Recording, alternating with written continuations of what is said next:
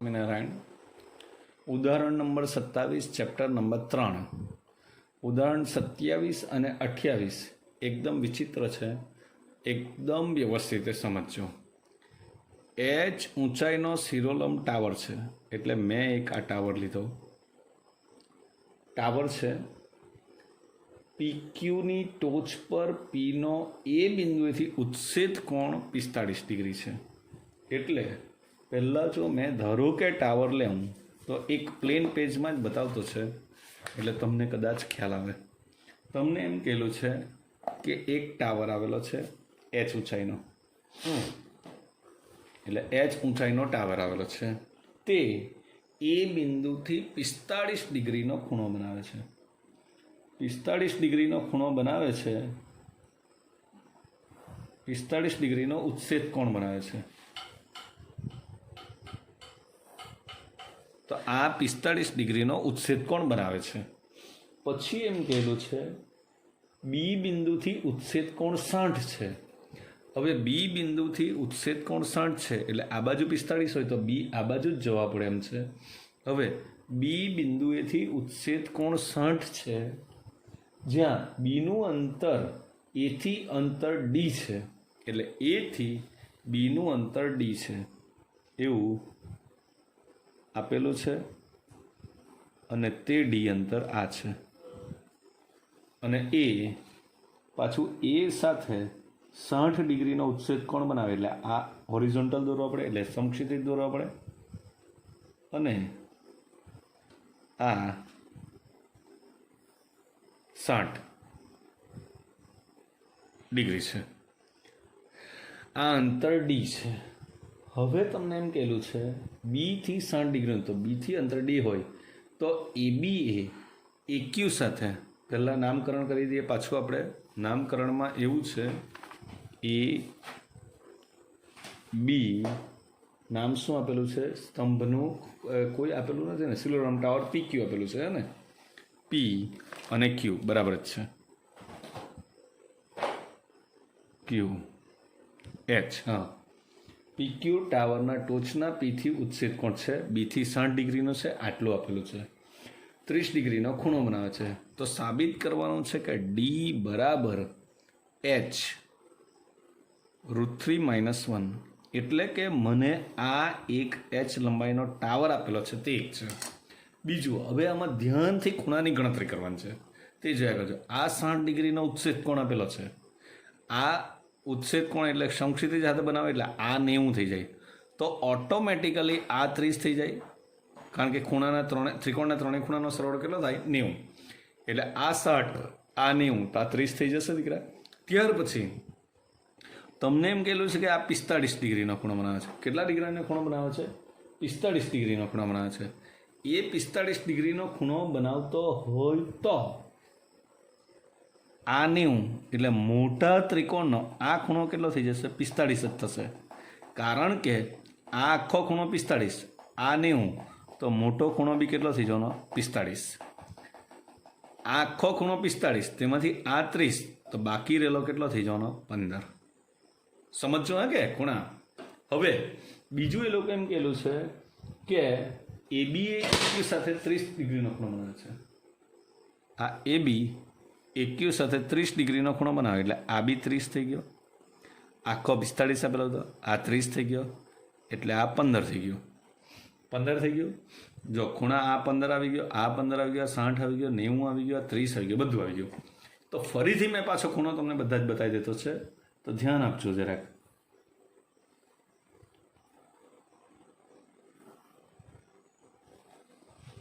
તમને પહેલાં કહેલું હતું કે 45નો ઉચ્છેદ કોણ બનાવે, એટલે તમે લઈ લીધું આ 45. હવે જોયા કરજો, એમાંથી જ આપણે રમવાનું ચાલુ કરવાનું છે.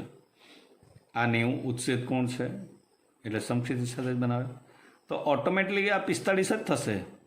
આ એચ હોય તો આ બી એચ જ થાય. ત્યારે તમને ખબર જ છે 45નો સામેની જો ખૂણા સરખા તો તેની સામેની બાજુઓ સરખી. જો આ એચ થાય, આ બી એચ થાય, તો આ √2h થાય. એટલી તો ગણતરી આપણને આવડે જ છે પાયથાગોરસની રીતે. હવે એ લોકોએ જે કહેલું છે તે કોઈ બી બિંદુ છે, તે બી બિંદુ મેં અહીંયા લઈ લઉં. બી બિંદુ છે તે બી બિંદુથી પીનો ઉચ્છેદ કોણ 60 ડિગ્રીનો છે. હવે નામકરણ કરીએ તો આ પી, ક્યુ, એ, બી અને એચ. જો હવે આ 60 ડિગ્રીનો હોય, આ 90 ડિગ્રી છે જ, તો આ આપણું 30 ડિગ્રી થશે. 30 ડિગ્રી થાય. હવે આખો ખૂણો 45નો હતો, એમાંથી આ 30 નીકળી ગયો, તો બાકી રહેલો છે તે આપણા માટે 15નો રહેવાનો. એ બી ખ્યાલ આવે. હવે રકમમાં પાછું આ આપેલું છે કે એ બી એ એક્યુ સાથે 30 ડિગ્રીનો ખૂણો બનાવે છે. આ 30 ડિગ્રીનો ખૂણો બનાવતો હોય, આખો 45નો છે, તો આ પાછું 15 રહી જવાનું. થઈ ગયું. એટલે એ રીતે ખૂણા થઈ ગયા.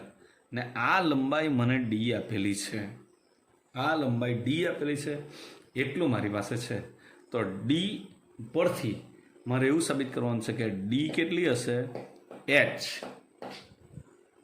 કૌંસમાં √3 - 1 આટલી ડીની લંબાઈ થવી જોઈએ, એવું મારે સાબિત કરવાનું છે.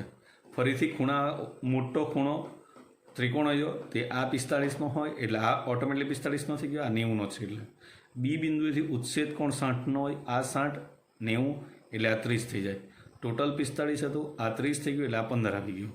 આ એ બી એ એક્યુ સાથે 30 ડિગ્રીનો ખૂણો બનાવે, આખો 45નો હોય તો આ 15 આવી ગયો. હવે મારે ડીની કિંમત મેળવવાની છે. એ રીતે આપણે ઉદાહરણમાં આગળ જવાનું છે. તો હવે આપણે ગણતરી ખૂણાની તો મેં તમને બતાવી દીધી છે કેવી રીતે છે તે. તો તમને આપેલું છે પી એ ક્યુ બરાબર 45, પી એ ક્યુ બરાબર 45 એ આપેલું જ છે, કારણ કે એ ઉચ્છેદ કોણ એટલો બનાવે છે. બી એ ક્યુ બરાબર બી એ ક્યુ બરાબર 30. તમને એમ જ કહેલું છે કે એ બી એ એક્યુ સાથે 30 ડિગ્રીનો ખૂણો બનાવે છે.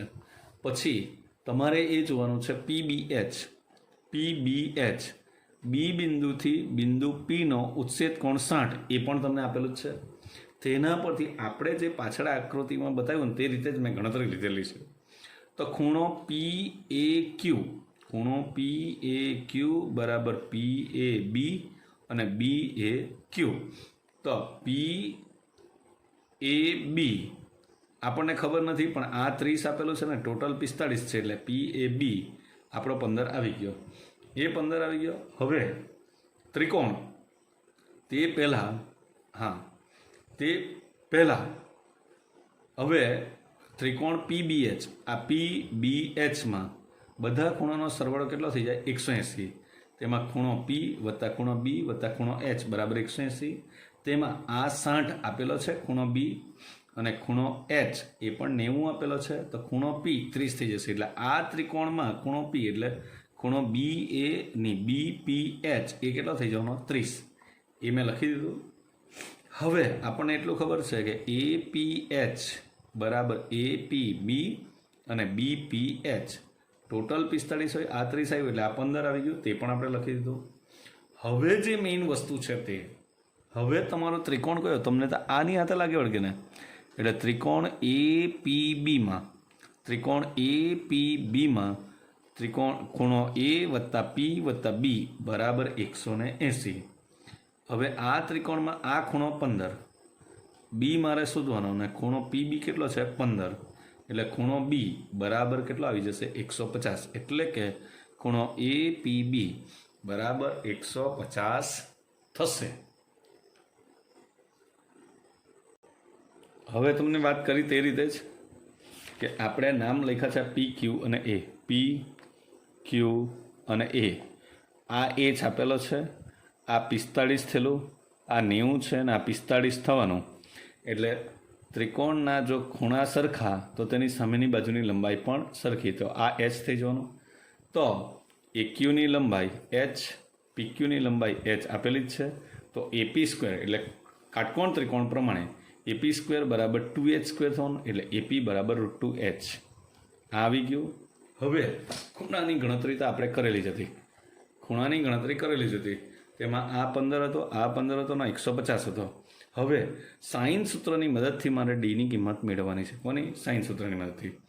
તો એ બી અપોન સાઇન 15 ને એપી અપોન સાઇન 150. તો સાઇન 150 એટલે તો સાઇન 30 જ થવાનું છે, એટલે સાઇન 30 બરાબર 1/2 આવી ગયું. અહીંયા એબીની કિંમત ડી છે. સાઇન 15ની કિંમત આપણે ખબર નથી, તે સાઇન 15ની કિંમત હવે મારે શોધવાની, ને એ સાઇન 15ની કિંમત અહીંયા મૂકીશ તો જ મને ડીની કિંમત મળશે. આ 2 ઉપર જવાનું છે એટલે એચ સાઇન 15. તો હવે સાઇન 15ની કિંમત કેવી રીતે શોધવાની? તો સાઇન 15 એટલે આપણને ખબર છે 1 - cos 2 થીટા બરાબર 2 sin સ્ક્વેર થીટા. સાઇન આ 15 હોય તો આ કોસ કેટલા થઈ જાય? 30. એટલે 1 - √3/2 બરાબર 2 sin સ્ક્વેર 15. હવે આ બે લસા લેમ એટલે છેદમાં તો બે આવવાનો જ ને, આ બેને પાછો નીચે લઈ લેવું એટલે 2 - √3/4 = sin સ્ક્વેર 15. હવે આનું મારે વર્ગમૂળ કરવું હોય ને તો આ 10માં એક પદ્ધતિ આવી ગયેલી, ઉપર બી 2 વડે ગુણ્યા, નીચે બી 2 વડે ગુણ્યા, એટલે 2 × 2 4, 2 × √3 2/√3. આ 4 હતા તેને 2 વડે ગુણ્યા એટલે 8 sin સ્ક્વેર 15. આને મેં પૂર્ણવર્ગમાં ફેરવવું હોય તો 3 + 1 એટલે 4, ને આ વચ્ચેનો મધ્યમ પદ 2√3. તો આ √3 નો વર્ગ વત્તા 2√3 × 1 × 1 સ્ક્વેર એટલે આ થઈ જવાનું √3 - 1 નો સ્ક્વેર, ને આ કેટલા થવાના? 8 એટલે 2√2 નો સ્ક્વેર, તે બરાબર સાઇન સ્ક્વેર 15. સાઇન 15 એટલે પહેલા ચરણમાં આવે એટલે આ કિંમત કેવી આવવી જોઈએ? ધન જ, એટલે √3 - 1 ના છેદમાં 2√2. એ કિંમત મેં ડી બરાબર તમને લખેલું છે, તો ડી બરાબર 2√2h × સાઇન 15. તેમાં જો આ કિંમત મૂકવામાં આવે તો સાઇન 15ની કિંમત √3 - 1 આ 2√2 ને આ 2√2 નીકળી ગયો, એટલે ડી બરાબર h √3 - 1. જનરલી આ પરીક્ષામાં પૂછાતો દાખલો છે. 28મો દાખલો રકમ સમજવા જેવી છે. ત્રિકોણીય પ્લોટ ABC પર, ત્રિકોણીય પ્લોટ ABC એટલે ધારો કે આ ત્રિકોણ છે, ત્રિકોણીય પ્લોટ ABC પર ની 80 બાજુના મધ્યમાં M પર દીવાનો થાંભલો ઉભી રહેલો છે. એટલે આ દીવાનો થાંભલો છે, એટલે કે આપણો લેમ્પપોસ્ટ છે, એટલે લાઇટનો થાંભલો. તેમાં બાજુઓ BC 7 એટલે આ બાજુ 7, CA 9, CA 8 અને AB 9 એમ આપેલું છે. થાંભલો બી આગળ 15 ડિગ્રીનો ખૂણો બનાવે છે. અહીંયા સમજવા જેવી વસ્તુ એવી જ છે કે આ થાંભલો પ્લોટ સાથે આ જગ્યાએ 90 ડિગ્રીનો ખૂણો બનાવે છે. આ થાંભલો પ્લોટ સાથે અહીંયા જ્યાં ટચ થાય ત્યાં 90 ડિગ્રીનો ખૂણો બનાવે છે, અને બી સાથે આ એટલે કે ઉચ્છેદ કોણ અહીંયા આ જ્યારે આ આમ દોરીશ ને તો આ અહીંયા 15 ડિગ્રીનો ખૂણો બનાવશે ઉચ્છેદ કોણ. એટલે જો તમે જોઈ તો આ થાંભલો જોજો, હા શાંતિથી,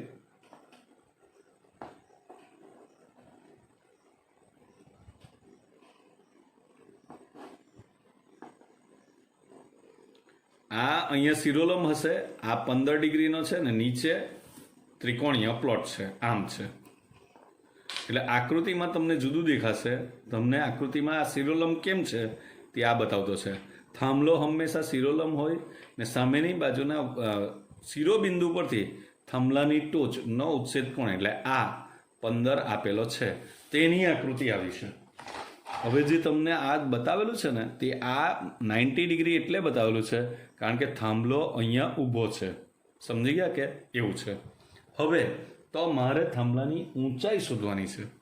થાંભલાની ઊંચાઈ શોધવી હોય તો તમને ખબર જ છે કે એમ એ મધ્યબિંદુ પર છે ને ટોટલ લંબાઈ કેટલી છે? 8. એટલે આ ભાગ 4 થવાનો ને આ ભાગ 4 થવાનો. આ 7 છે ને આ 9 છે. હવે પહેલાં મારે થાંભલાની ઊંચાઈ શોધવી હોય તો પહેલાં આ બિંદુથી આ અંતર કેટલું છે તે શોધવા પડશે, તો જ મારાથી શોધાશે. પણ એ શોધવા માટે પહેલાં મારે આ ખૂણો શોધવાનો. આ ખૂણો શોધવાનો હું કોસની રીતે, તેના માટે આ ખૂણો શોધવા માટે હું પ્રોપર ત્રિકોણ જ લઈશ. આ ABC કે જેની લંબાઈ આ 8 છે, આ 7 છે ને 9 છે. એટલે આ ખૂણો હું કોસનું સૂત્ર વાપરીને શોધી કાઢીશ. તો cos C બરાબર A². C હોય તો આ એની સામેની બાજુ A, બીની સામેની બાજુ B અને Cની સામેની બાજુ C. તો A² + B² - C² / 2AB. તો એ એટલે કેટલું થશે? 7. 7નો વર્ગ વત્તા 8નો વર્ગ ઓછા 9નો વર્ગ. તો cos Cની કિંમત મને ડાયરેક્ટલી મળે છે 2/7. આ Cની એમને એમ જ રહેવા દેવો, કારણ કે હવે મેં ત્રિકોણ કયું લેવાનું છે, આ બાજુની લંબાઈ શોધવી છે, એટલે મેં ત્રિકોણ લઈશ BMC ત્રિકોણ લઈશ. હવે મેં જો ત્રિકોણ મેં BMC લીધું, ઉપરનો ભાગ કણ લખ્યો છે BMC, ને પછી મારે તો આ લેવાનું છે, એટલે ત્રિકોણ BMCમાં મારે BM હોતું હોય તો આ 4 છે, આ 7 છે, અને આ ખૂણો બી છે. એ ખૂણો cos C ની કિંમત કેટલી છે? 2/7. તો આ cos C બરાબર પાછું BC નો વર્ગ વત્તા CM નો વર્ગ ઓછા BM નો વર્ગ. પહેલાં જે મેં ત્રિકોણ લીધેલો હતો તો આખો લીધેલો હતો, એના પરથી મેં ખૂણો શોધ્યો. હવે આ ભાગ કરી નાખ્યો ને ખૂણાની કિંમત મળી ગઈ, એટલે એના ભાગ પરથી મેં આ વચ્ચેથી જે કટ આવેલો છે ને, આ કટ જે મધ્યબિંદુ સાથે જોડાયેલો છે ને, તે લંબાઈ, આ લંબાઈ શોધવાનો છે, આ લંબાઈ શોધવાનો છે. એટલે મેં શું કર્યું, આ ત્રિકોણ લઈ લીધો ને તેના પરથી cos C ની કિંમત મેં 2/7 લખી દીધી. cos C ની 2/7 લખી. આ CM કે જે મધ્યબિંદુએ છે, એટલે આ 8ની જગ્યાએ કેટલું આવશે? 4. BC ની લંબાઈ તો 7 છે જ, એના પરથી મને BM ની લંબાઈ મળશે. તો BM ની લંબાઈ ગણતરીમાં કિંમત મૂકતા BM ની લંબાઈ 7 આવે. હવે જરા સમજજો. હવે તમને જે ત્રિકોણ હતો, આ ત્રિકોણ, તેના મધ્યબિંદુએ થાંભલો ઊભો રહેલો હતો. આ આવી ગયું તમને 7. આ તમને ખૂણો બનાવે છે 15 ડિગ્રી, ને આ મને બાજુ ખબર નથી ને એ બાજુની લંબાઈ શોધવાની. તો હું જો tan θ લઈ લઉં તો tan θ બરાબર આ ભાગ્યા આ, તો tan 15 બરાબર PM ના છેદમાં BM, કારણ કે આ તો કેટલો છે? 90 ડિગ્રી. તો tan 15 બરાબર h ના છેદમાં 7. તો h બરાબર tan 15 ઇન્ટુ 7. હવે tan 15ની કિંમત ઉદાહરણ નંબર 26માં, ઉદાહરણ નંબર કયું? 27. ઉદાહરણ નંબર 27માં એ શોધેલી જ છે. તે રીતે tan 15ની કિંમત 2 - √3, એટલે થાંભલાની લંબાઈ થવાની 7 × 2 - √3 થશે.